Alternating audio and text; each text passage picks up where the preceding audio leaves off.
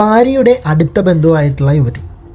ആ യുവതിയെ കൊലപ്പെടുത്തി കഴിഞ്ഞിട്ട് ആ മൃതദേഹത്തെ ക്രൂരമായി ലൈംഗിക പീഡനത്തിനിരയാക്കിയ തടമ്പാട്ടുപുഴം സ്വദേശിയായ വൈശാഖൻ്റെ ആത്മഹത്യ. ആ ആത്മഹത്യ നാണക്കേട് മൂലം ജീവിതം വഴിമുട്ടിയതിനെ തുടർന്നിട്ടുള്ളതാണെന്നാണ് ഇപ്പോൾ സൂചന ലഭിക്കുന്നത്. നമുക്ക് വിശദമായിട്ട് നോക്കാം. ജേക്കർ വേൾഡിലേക്ക് എല്ലാവർക്കും സുസ്വാഗതം. സബ്സ്ക്രൈബ് ചെയ്ത് കാണുന്നവരാണെങ്കിൽ സബ്സ്ക്രൈബ് ചെയ്തിട്ട് വീഡിയോ കാണാൻ ശ്രമിക്കണം. എനിക്ക് സബ്സ്ക്രിപ്ഷൻ വളരെ കുറവാണ്. വീഡിയോ ഇഷ്ടപ്പെടുകയാണെങ്കിൽ ലൈക്ക് ചെയ്യാനും കമൻറ്റ് ചെയ്യാനും മറന്നു പോകരുത്. അതായത് വൈശാഖൻ ജയിലിലായിരുന്നു.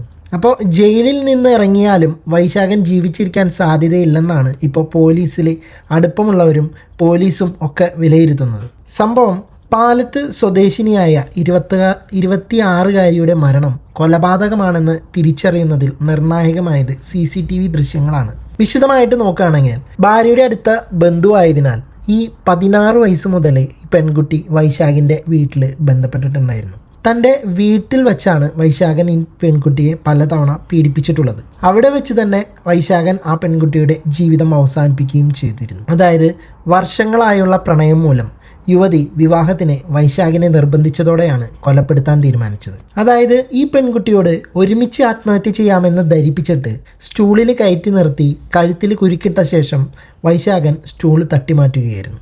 ഈ തൂങ്ങിയ നിലയിൽ തന്നെ യുവതിയെ ലൈംഗികമായി പീഡിപ്പിക്കുന്ന CCTV ദൃശ്യങ്ങൾ പോലീസിന് ലഭിച്ചിട്ടുണ്ടായിരുന്നു. അതായത് ഈ കുട്ടീനെ ഹോസ്പിറ്റലിലാക്കിയതിന് ശേഷം വൈശാഖൻ ഈ CCTV ദൃശ്യങ്ങൾ നശിപ്പിക്കാൻ പദ്ധതിയിട്ടിരുന്നെങ്കിലും പോലീസിൻ്റെ ജാഗ്രതയോടെയുള്ള ആ നീക്കത്തിനൊടുവിൽ സത്യം തെളിയുകയായിരുന്നു. മനസ്സിലായില്ലേ? അതായത് യുവതിയെ ആശുപത്രിയിൽ ഇയാൾ എത്തിച്ച ശേഷം തൻ്റെ ഉടമസ്ഥതയിലുള്ള സ്ഥാപനത്തിലെ CCTV ഹാർഡ് ഡിസ്ക് നശിപ്പിക്കാനായിരുന്നു വൈശാഖിൻ്റെ പദ്ധതി. എന്നാൽ തൻ്റെ കേസിൻ്റെ തുടക്കത്തിൽ തന്നെ ദുരൂഹത തോന്നിയ പോലീസ് സ്ഥാപനം ഉടൻ തന്നെ തെളിവെടുപ്പിനായിട്ട് സീൽ ചെയ്തു. ഇതോടുകൂടി പ്രതിക്ക് ദൃശ്യങ്ങൾ നശിപ്പിക്കാനായില്ല. ഈ യുവതിയുടെ പോസ്റ്റ്മോർട്ടം റിപ്പോർട്ടിലെ ചില കണ്ടെത്തലുകളിലാണ് കേസ് അന്വേഷണത്തിൽ നിർണായകമായത്. യുവതിയെ ആത്മഹത്യ ചെയ്ത നിലയിൽ കണ്ടെത്തിയിട്ടും ആർക്കും സംശയത്തിന് ഇട നൽകാത്ത വിധത്തിലായിരുന്നു വൈശാഖൻ്റെ അന്നത്തെ പെർഫോമൻസ്.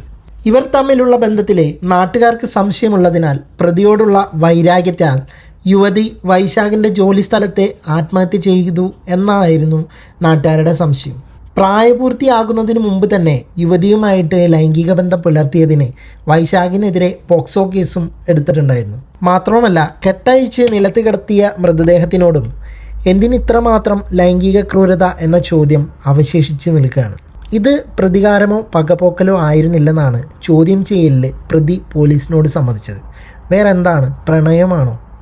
അറിയാൻ വയ്യ. എന്തായാലും ഇയാൾ മരിച്ചതോടുകൂടി സകല സത്യങ്ങളും അതോടുകൂടി മണ്ണിലലിഞ്ഞു ചേർന്നു എന്നാണ് അറിയുന്നത്. നിങ്ങളുടെ വിലയേറിയ അഭിപ്രായങ്ങൾ താഴെ കമൻറ്റ് ബോക്സിൽ രേഖപ്പെടുത്തുമെന്ന് വിചാരിക്കുന്നു. പോയി വരാം അടുത്തൊരു വീഡിയോ ആയിട്ട്.